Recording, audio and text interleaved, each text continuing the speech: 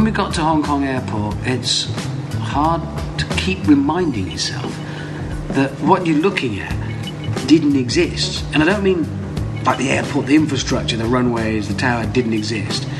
The place didn't exist. It was just some sea. So they made an island to put the airport on.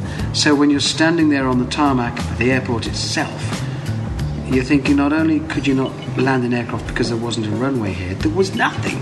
It was just sea. And it took some getting my head around.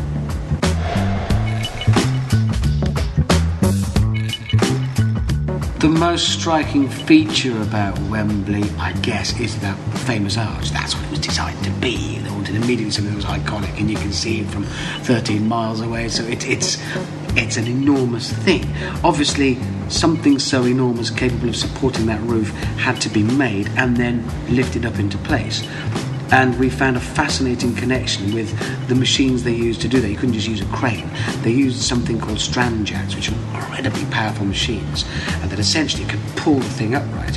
And we connected those back to a thing called a prusik knot that was invented by a bloke called, Prusik, oddly enough.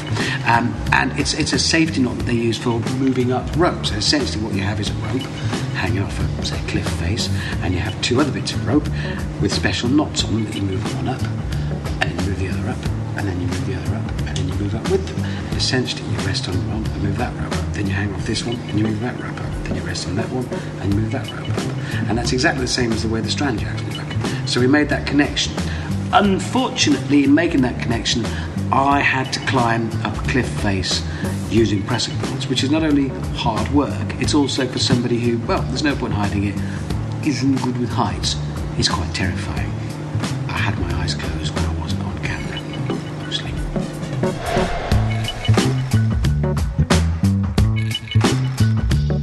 It's remarkable that I'm now scared of heights, when I never used to be at all until my eldest daughter was born, Izzy, 8 years ago.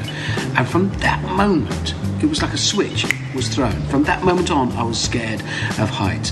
What's also remarkable is how many really high things the team decided I had to climb up, stand on, look at in the course of making this series. A lot of very high things. I spent a lot of time, I'll be honest, in the course of making Engineering Connections too, really scared.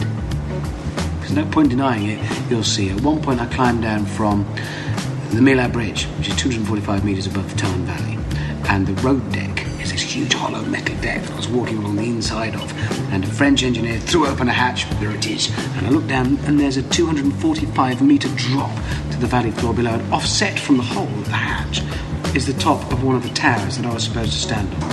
And he set a ladder from the hole diagonally across over the yawning chasm to the top of the tower, and I had to climb down the ladder to the top of the tower and conduct an interview. I did it, but it wasn't a lengthy interview.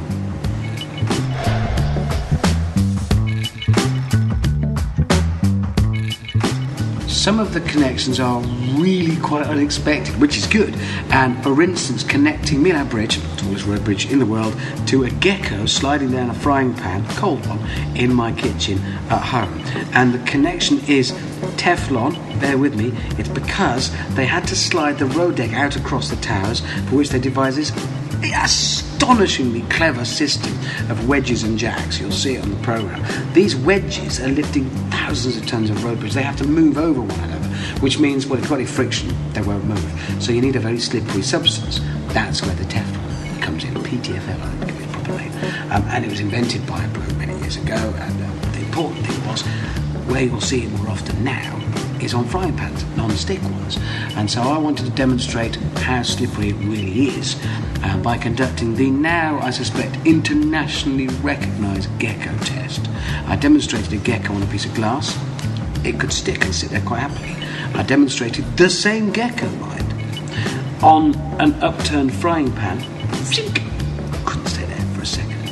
So you see, there is a link between the tallest road bridge in the world and a gecko on a frying pan. Bet you wouldn't have seen that coming before Engineering Connections brought it along.